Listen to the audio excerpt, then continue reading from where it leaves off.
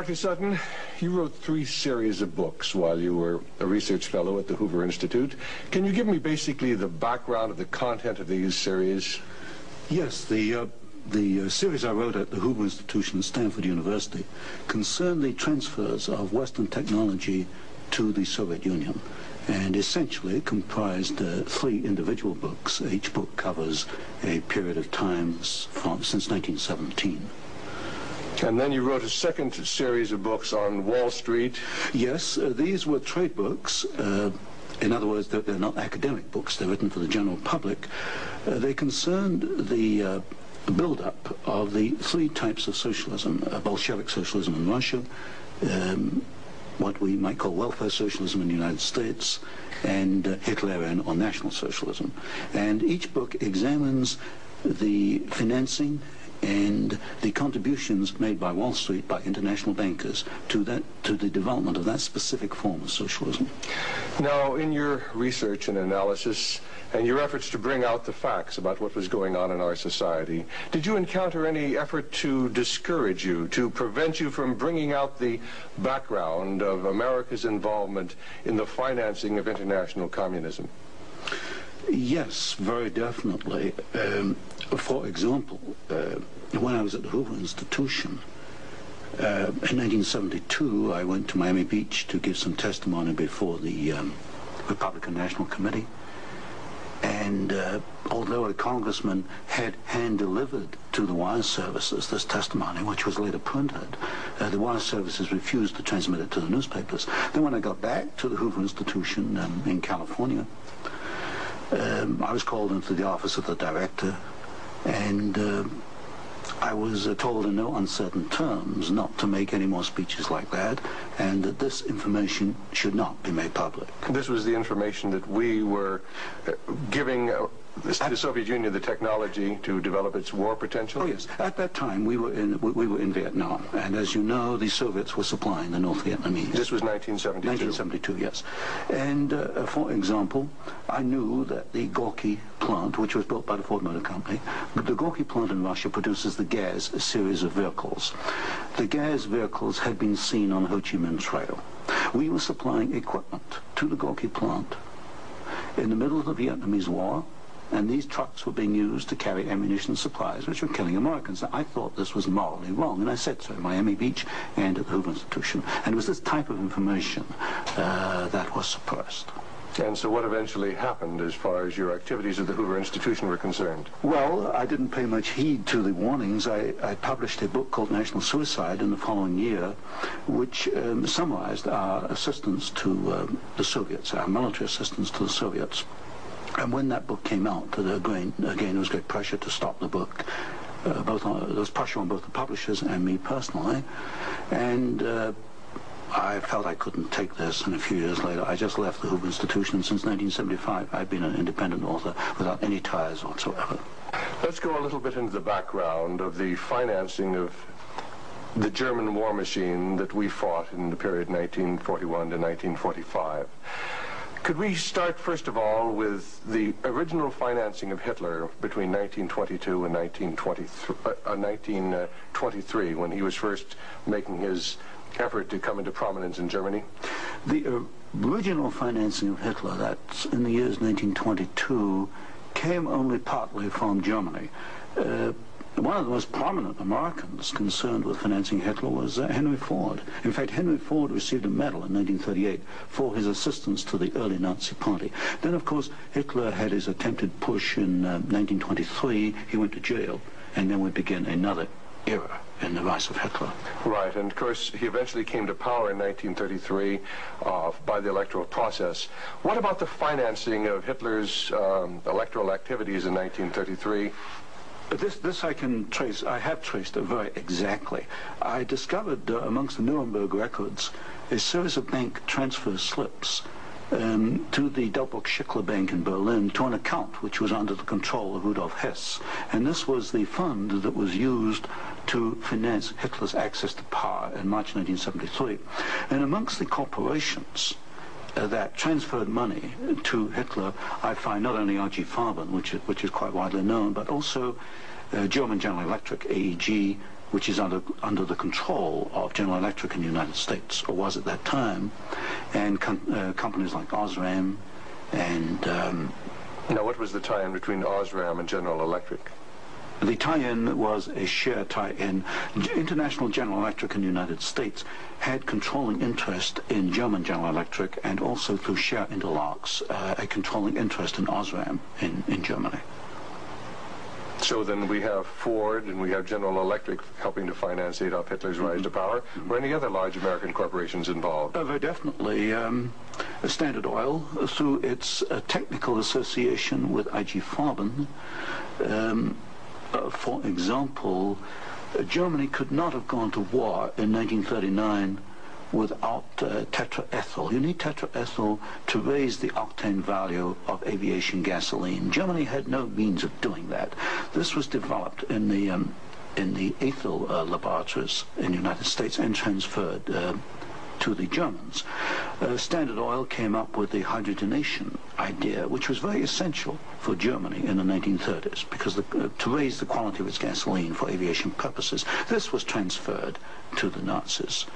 And ITT, for example, International Telephone and Telegraph, was very intimately associated with the Nazis through Dr. Schroeder, who was head of the ITT subsidiaries in Germany. And ITT controlled companies which made not only electrical instruments, but also the Focke-Wulf plant, which made airplanes, fighter airplanes. So what you're suggesting then is that American corporations were helping to finance the German industry that was building up the war potential? American corporations, only a few, not many, financed Hitler through their subsidiaries. They transferred technology. They transferred material assistance, for example, stocks of tetraethyl before the Germans could manufacture it under the joint manufacturing agreement with the United States. And also they financed this. For example, Standard Oil financed in 1933 the development of the gasoline industry in Germany, which was needed to fight World War II. And that's a very interesting point. Could you go a little bit into the background of where Germany got its oil to fight the Second World War? Because certainly Germany doesn't have oil resources. Germany does not have oil resources, that's true. It used in World War II synthetic oil, which it got from coal. And the basic technical processes for the development of oil from coal came from the United States, from essentially from the Standard Oil laboratories, which had this technical assistance agreement with IG Farben. And of course IG Farben contributed something like 60% of the explosives needed by the German Wehrmacht, probably about 40-50% of the gasoline needed by the Wehrmacht and by the German Air Force, the Luftwaffe. And was there a definite interlock between IG Farben and Standard Oil? The interlock was at the technical level, the exchange of patents. It was through a financial technical assistance agreement. There were other interlocks with the United States through a subsidiary, IG Farben, in the United States. But with Standard Oil, the interlocks at the technical and financial level. And is it a fact, it's been stated, that there were members of the board of directors of Standard Oil who were also on the board of directors of American IG Farben? Yes, Walter Teagle is one name that comes to mind. There were several directors. Was there an interlock with Ford between IG Farben and American IG Farben and the Ford Motor Company? Not that I can recall, not offhand. Not offhand. So basically what we're seeing then is American industry helping to provide the technology, helping to provide the finance, helping to provide the material that is going to allow Hitler to create his war machine. Yes, that is correct. That is correct. Now, in your book, Wall Street and the Rise of Hitler, you talked about the bombing patterns during the Second World War, and the fact that it was amazing that there were certain factories that were not bombed, whereas the majority of the German factories were decimated, German-owned factories. There were certain factories that tied into this interlock we've already alluded to, that for some strange reason seemed to escape the devastation of our saturation bombing. In World War II, the German electrical industry was or should have been a prime target for Western bombing. But in practice, the German General Electric plants were not bombed. Of the 10 major plants, not one was bombed, and a half a dozen others had trifling damage, broken windows, that kind of thing.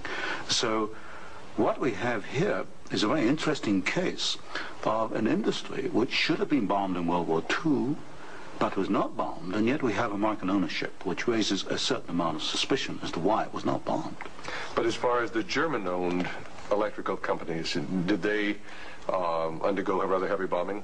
I took a look at that. The Siemens plant, for example, they were bombed. There's no question. But the industry was not targeted as a general target. So Siemens, for example, was not bombed as heavily as, say, tank plants or aviation plants, that kind of thing. You mentioned the Ford plant in Cologne. Was this a prime military target? The Ford plant in Cologne should have been a prime military target. For example, the British Air Force, the Royal Air Force, did bomb the Ford plant at Poissy in France. But the Ford plant in Cologne, which was by far the largest Ford plant in Germany, was not bombed in World War II. But did our military planners intend to bomb it? In other words, was it on the aiming report? Well, I did look at the aiming reports for the plants in Cologne. Ford was known about. They knew that it was producing equipment for the Wehrmacht. But it was not bombed. It was scheduled as a target, but it was not bombed. So somewhere along the line, as far as the planning was concerned, the name of the Ford motor plant in Cologne was deleted, and yet the city of Cologne itself was totally decimated. The city of Cologne was decimated, as of course many other cities in Germany were decimated. But somewhere along the line, something happened. I suspect it was in the aiming committees, and without question, orders were sent out not to bomb certain targets, even though these were prime military targets. And that's rather reminiscent of some of the orders that went out during the Korean War, some of the orders that went out during the Vietnamese War to leave specific targets within the enemy's domain untouched by our strategic bombing. I understand that was so, although I've not investigated it. Now, in your book, Wall Street and the Rise of Hitler, there was one very interesting section about a special fund that Heinrich Himmler had, and the funneling of money from German corporations into this fund, even up into the years 1943 and 1944. And many of these corporations had strong ties into the American corporations, into the American parent corporations. Could you tell us a little bit about the Kepler Fund? The Kepler Fund was also known as the Konto S Fund. It was what we might call Heinrich Himmler's personal slush fund. He used it for his own personal projects. And what amazed me was both in 1933 and in 1944, the 2 years for which I examined the records, over half the funds came from American corporations. For example, in 1933, ITT, Standard Oil, General Electric, and possibly Osram were contributors. Even in 1944, in the middle of World War II, we find that ITT was funneling funds to Heinrich Himmler's fund through Schroeder, who was the chairman of the ITT subsidiaries in Germany. We also find that Depag, the Standard Oil subsidiary in Germany, was financing Heinrich Himmler, and this was in the middle of World War II. Now, were these facts ever brought out at the Nuremberg hearings? They were never brought out at the Nuremberg hearings, although the documents do exist within the files, within the records. They have not been published, as far as I know. And you actually had access to these records? Yes, there's some 400 tons of these records available, and many of them were at the Hoover Institution, or copies were at the Hoover Institution, and that's where I found the original documentation. I think it's a tragic part of our history when the American public doesn't realize the interplay then between great American corporations and the financing, the funding of the Nazi movement. Now, I wanted to talk just a little bit about the Nuremberg trials, because at the Nuremberg trials, the Nazis, the Nazi war criminals, the Nazi generals were held specifically guilty for what transpired. Were there any Americans involved? Were any Americans indicted? Were any Americans convicted as far as the financing of the Nazi war movement? Very definitely not. I looked at the criteria for what we might call war crimes under the Nuremberg Tribunal. And there's no question in my mind that certain Americans well fitted the criteria which required indictment and trial, but no Americans were ever brought to trial. Do you think there was any conscious effort to conceal this fact, both from the Nuremberg War Tribunal and from the American public?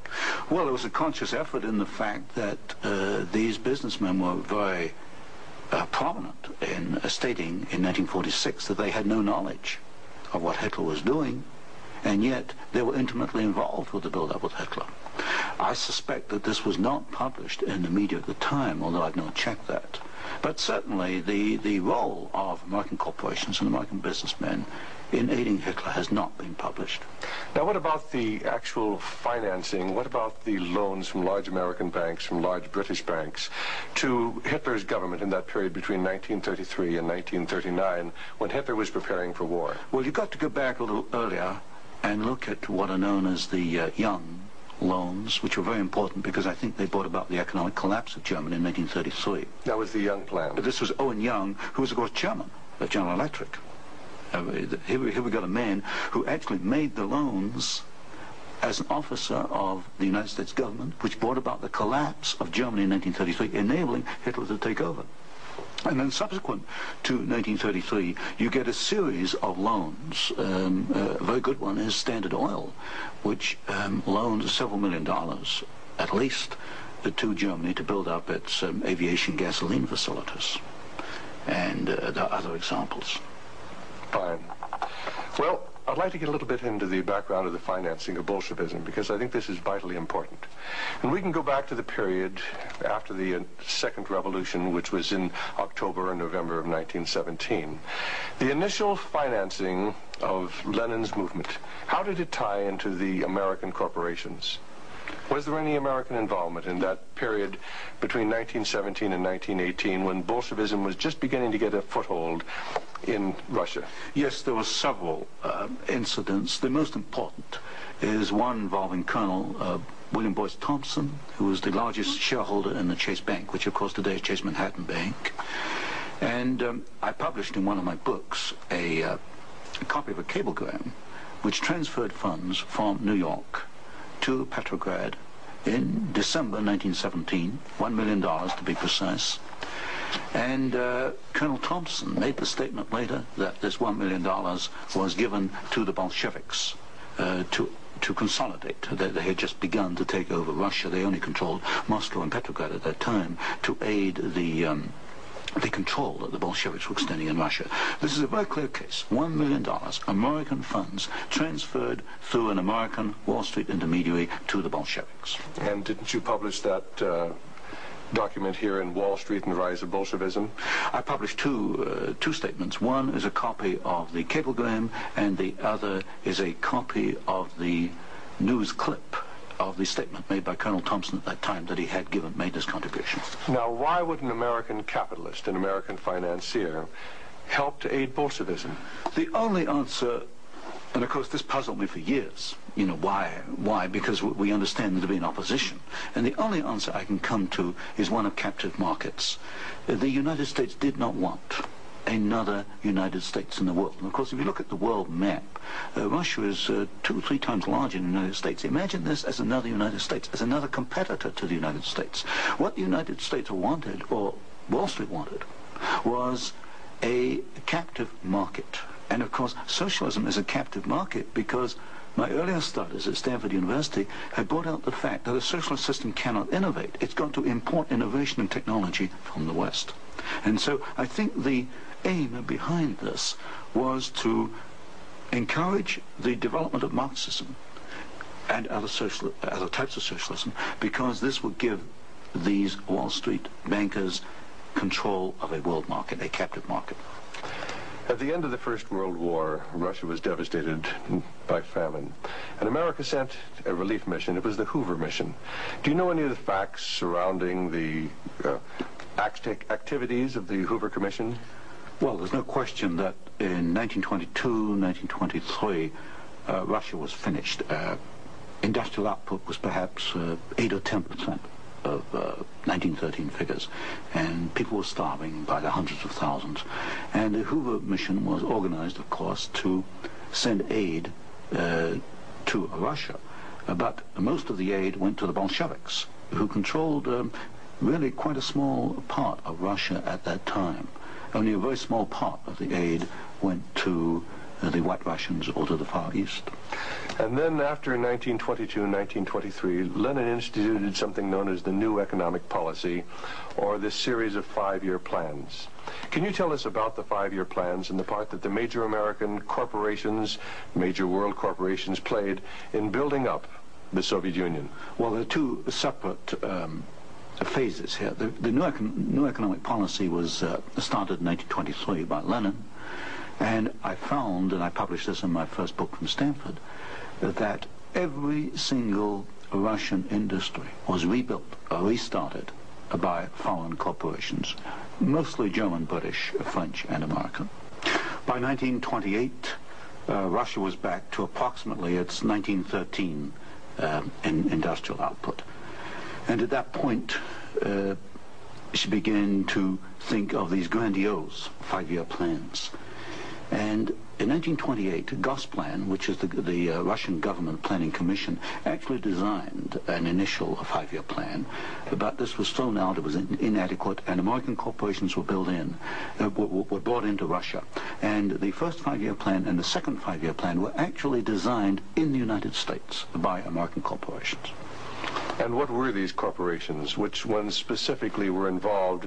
The design of the first 5-year plan was by a corporation probably not known to most Americans, Albert Kahn. But Albert Kahn was the foremost industrial architect in the United States. And Albert Kahn laid out the basics of the first 5-year plan for the Soviets. And then we find, again, the same corporations involved with the construction of the plants. International General Electric, certainly, DuPont, Ford Motor, Hercules Motor, Curtiss-Wright in aircraft engines, and even some corporations which today were forgotten about, like Vultee and Chance Vought. These were aircraft manufacturers at that time. And so American corporations came in and they built the first 5-year plan. But what was important, the Soviets then copied these plans, and this accounts for the tremendous Russian output. They took this initial equipment and they multiplied it, they copied it by the 100. Now, how about Ford Motor Company? Did they play a part in the building up of the Soviet potential? Very definitely. Ford Motor Company built the Gorky plant, and the Gorky plant produces the GAZ series of vehicles, that's G-A-Z, and these are trucks and some automobiles. And right from the early 1930s, you find that the GAZ plant has had military potential, and Ford knew that when it went in and built the Gorky plant. And we know it because I found statements to this effect within the State Department files. Sometimes we hear the name Averell Harriman. Did he play a part in building up the Soviet technology? Very definitely. In fact, Averell Harriman came out of the Soviet Union financially at a profit. He took over the Georgian manganese concession in the early 1920s.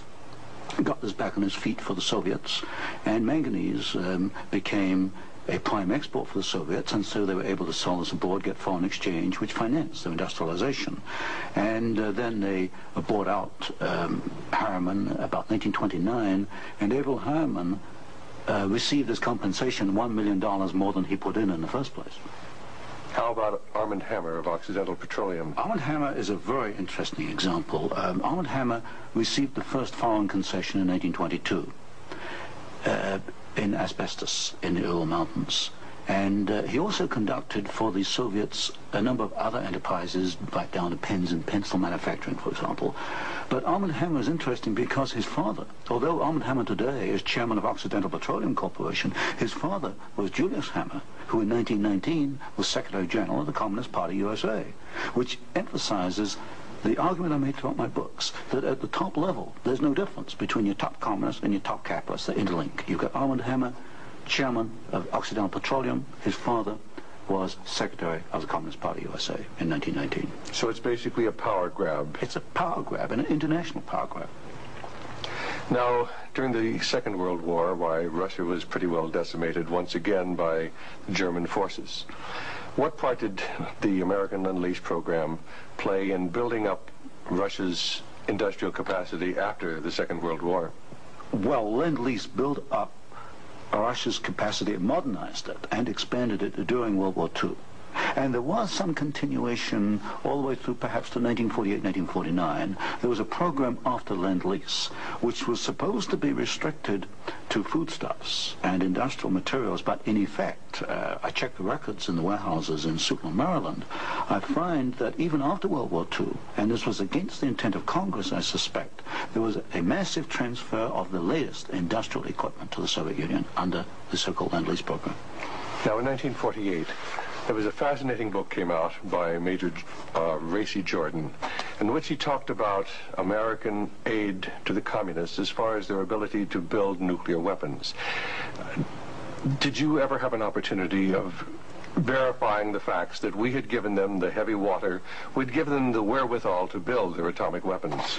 Well, as part of the work I was doing at Stanford, I did investigate the shipping documents for Lend-Lease, and I took a sample of these documents and I checked them against Major Jordan.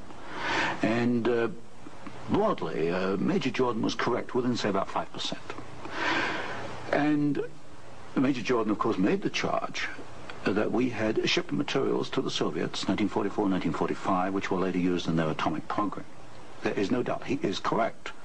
We shipped heavy water, which is essential, but we shipped other items which are perhaps less obvious to the layman. We shipped, for example, aluminum tubes, and aluminum tubes are essential for atomic energy development. We shipped graphite, and graphite is another essential component. So generally, as far as I could check, and I checked the original government Lend-Lease document, General Major Jordan was correct. Now, as the years have gone by, of course, we see a growing Soviet nuclear threat. The Soviets now have MIRV missiles. Mm-hmm. Can you give a little of the background on how the Soviet Union, which really didn't have the technology to develop those MIRV missiles that threaten our cities today, how were they able to develop the MIRV capacity? Well, you've got to go back and look at how the Russians were able to develop a rocket, space technology anyway. What they did after World War II was American forces were held back for a while the Soviets occupied East Germany. They stripped East Germany. They took back the latest of the V-2 rocket technology from Peenemünde and other places. And the V-2 became the basis of the Russian space technology. Now, if you skip the intervening years, you will find when you come to the early 1970s that the Russians did not have the capability to MIRV their missiles.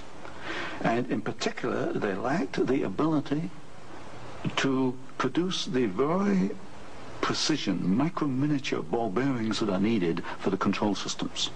There was only one company in the world, Bryant, Chuck and Grinder, which could make the machinery which machines the races within which these ball bearings run. And without those races, you just cannot make MIRV missiles in any quantity. You can make one off, but not in quantity. Bryant, Chuck and Grinder was allowed to ship to the Soviet Union 45 of these machines at a time when we only had 33 in the United States. But wasn't there any objection to doing this? I objected at Miami Beach in 1972. Other people objected, but the objections were squashed. And predominantly at fault here is Henry Kissinger and the incoming administration, the incoming Nixon administration. This was known, I'm sure it was known in DOD. If I knew it, then certainly DOD knew it. But the objections were squashed, and there was suppression of the information. And so once again we see America building up the military capacity, the nuclear threat from the Soviet Union. Well, this goes, when you talk about MIRVing of missiles, you're talking about a quantum jump in your military technology. Now, I'm not a military man, but to me, the ability to do that is a massive leap forward, and we enabled them to do it, and we did it knowingly and deliberately.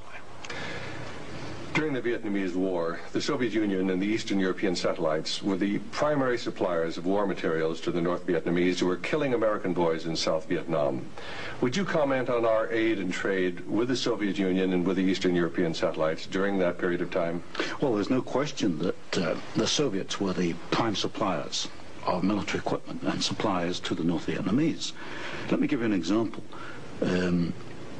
the American pilots, as they flew over the Ho Chi Minh Trail, described the trucks that they were seeing as American trucks. Well, they were American trucks because they came from the Gorky plant, and Gorky was built by Henry Ford. And so you have the situation where we were in effect supplying both sides in the Vietnamese War. But the trucks were being built by the Soviet Union. However, were they getting any materials from the United States to help build those trucks? Yes, in the early 1970s, I know specifically of shipments of equipment into the Gorky plant while the war was going on, which in effect were aiding the Soviets to build more trucks to be used by the North Vietnamese. How about loans? Was America extending loans to the Soviet Union during this period when they were the primary financiers of the North Vietnamese? Yes. Beginning about 1970, there was a massive grant of loans to the Soviet Union. I'd say by about 1976, it must have totaled perhaps $40 billion outstanding. And so this, of course, these loans were used to enable the Soviet Union to purchase industrial equipment in the United States, and this industrial equipment was used to manufacture, in part, military supplies which were used against us in Vietnam. How about Russian shipping that was being used to ferry supplies to North Vietnam? Shipping is a very interesting example because the Soviets published a shipping register, about 6,000 ships, and I analyzed every one of these ships, both the origin of the technology of the ship itself, the hull, and the engine. Most of them are marine diesel engines. And I find that 60% of the Soviet merchant marine, which of course has military usefulness, 60% was built aboard. Only 40% in the Soviet Union, and that largely to Western design.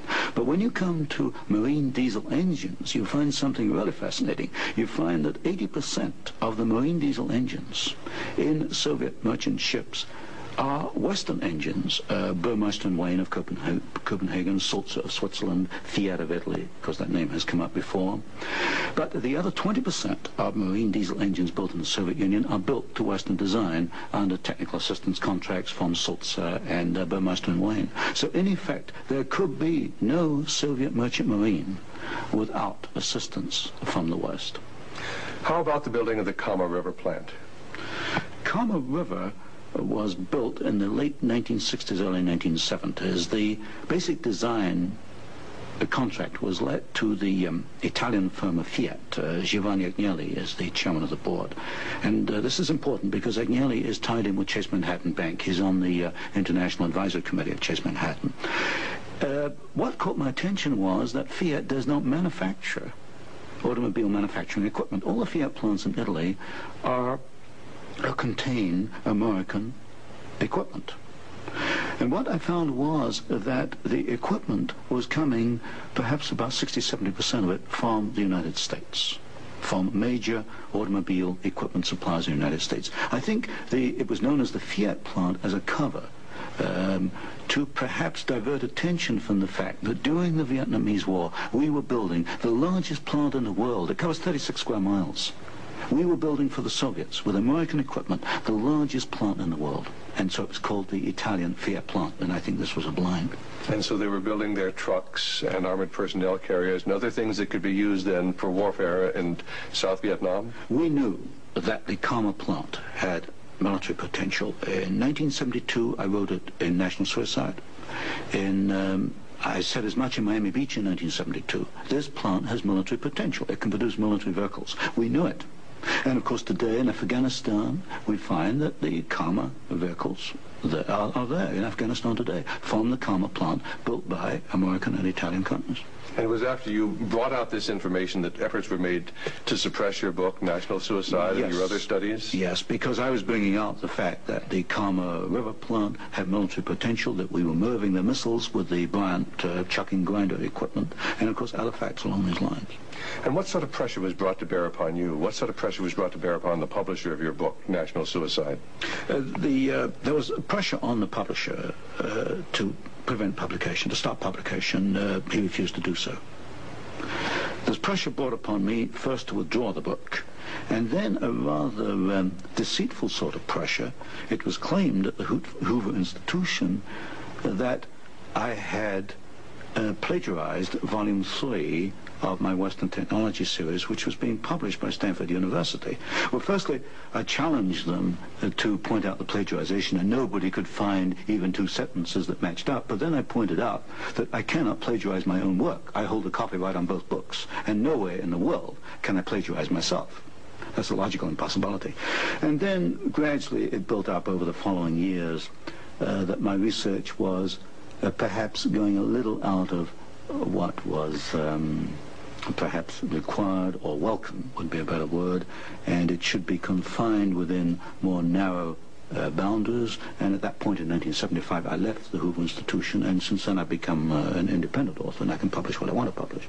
Do you know of any other instances where efforts were made to suppress publication of books through the Hoover Institute? I know one example, one I was personally aware of, and that was Julius Epstein's book on Operation Keelhaul, which is a very important book on the treatment of Russian prisoners of war in Germany after World War II. This book was in manuscript for several years, and he was not allowed to publish it. I heard that firsthand from Julius. Right, and eventually it was, of course, brought out. It was at a later point. Now, another example I can give is my own Western Technology series. The third volume of that was held in galleys for 1 year. Now, it costs a lot of money to hold a book in galleys, because when a book is in galleys, you want to get it out on the market to start recouping your investment. That book was held in galleys for 1 year because it was not politically wise or acceptable to publish it at that time, even though it was an academic book. Now, you've done some fascinating studies on the Trilateral Commission. Can you tell us about the Trilateral Commission? The Trilateral Commission is a private organization founded by David Rockefeller in 1973. It was essentially financed by Rockefeller and some of the foundations, Kettering Foundation, Danforth Foundation, Ford Foundation. Ford Foundation was a very major contributor. And the stated objective is to encourage discussion amongst what they call the trilateral regions. I should point out that of the 300 members, 1/3 come from the United States, 1/3 from Japan, and 1/3 from Europe. But in effect, I find that the actions of the Trilateral Commission are very much self-interested on the part of the international banking community in New York. Now, as far as the Trilateral Commission's influence on the American government is concerned, it's been said that there is a very excessive representation of the Trilateral Commission in Jimmy Carter's cabinet and in Jimmy Carter's administration. Well, excessive is rather an understatement. I think there's some 200 million people in the United States. There are only 77 trilateral members who are American. Out of that 77, I counted no fewer than 18 trilateralists. That's about 1/3 of the American trilateral contingent turns up in the Carter administration. Mr. Carter himself was a trilateral, Mr. Mondale, Mr. Brown, Mr. Vance, Mr. Blumenthal, Mr. Brown, Secretary of Defense. In other words, they occupy all the senior cabinet and sub-cabinet posts. In fact, there's some key committees, intelligence and defense committees, which are only comprised of trilaterals. So here you've got 77 Americans selected by one man, David Rockefeller, who's chairman of Chase Manhattan Bank. And we find that they turn up in the key controlling positions in Washington under the Carter administration. And would this suggest to you that perhaps we do not select the government, that it is selected by these people who work behind the scenes? You can come to no other conclusion. If you look today at who's running for office, you find Mr. Bush is a trilateral, you find Mr. Anderson is a trilateral, Mr. Carter's a trilateral. We find articles appearing in Newsweek magazine, Time magazine, U.S. News and World Report, many of the major media telling us there's really nothing to be concerned about from the Trilateral Commission.